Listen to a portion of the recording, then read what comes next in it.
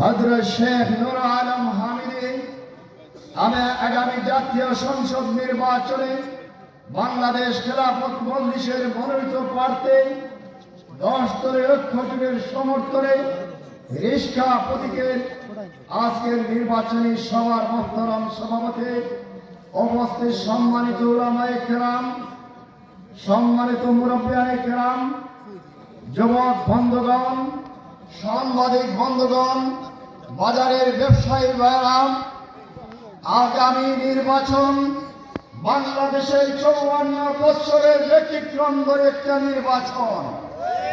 আগামী নির্বাচন হবে এদেশের মানুষের মুক্তির একটি নির্বাচন। আগামী নির্বাচন হবে এদেশের গণকল্যাণমূলক রাষ্ট্র গঠনের নির্বাচন।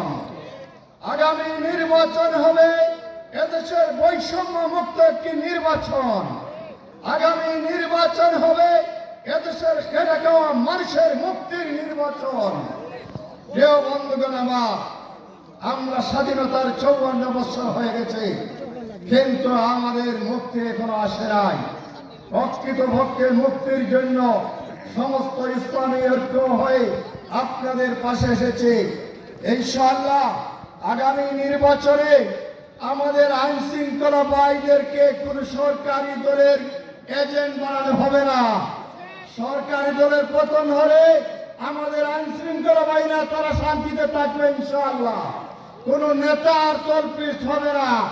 আমরা অত্যন্ত আকান্ত মনে বলতে চাই, বিগত সময় আইন শৃঙ্খলা বাহিনীদেরকে ব্যবহার করা হয়েছে, থানায় আক্রমণ হয়েছে, সেটা আমাদের বাংলাদেশের জন্য কলঙ্ক ছিল।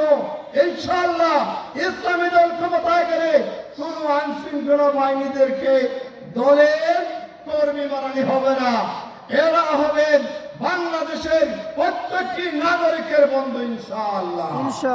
বন্ধুগণ আমার, আমরা ক্ষমতায় গেলে ইনশাআল্লাহ আমাদের নেতৃবৃন্দ যে কথা বলছেন, 5% আমাদেরকে ক্ষমতা দিয়ে দেখেন, ইনশাআল্লাহ বাংলাদেশের চেহারা পাল্টে যাবে।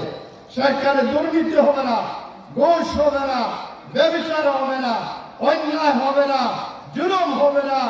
যেই 15 বছর আমরা আন্দোলন সংগ্রাম করলাম, ক্ষমতায় যাওয়ার আগে লুটপাট শুরু হয়ে গেছে। বালুর মহল দখল, গাছ চুরি, সিএনজি চুরি, হাটে মাঠে ঘাটে সন্ত্রাসী, প্রকাশ্যে হাদির মতো ঘুরি। এই সমস্ত থেকে মুক্তি পেতে হলে আগামী জাতীয় সংসদ নির্বাচনে এই কমলগঞ্জ শ্রীমঙ্গলে রিকশা প্রতীকে ভোট দিতে হবে ইনশাআল্লাহ।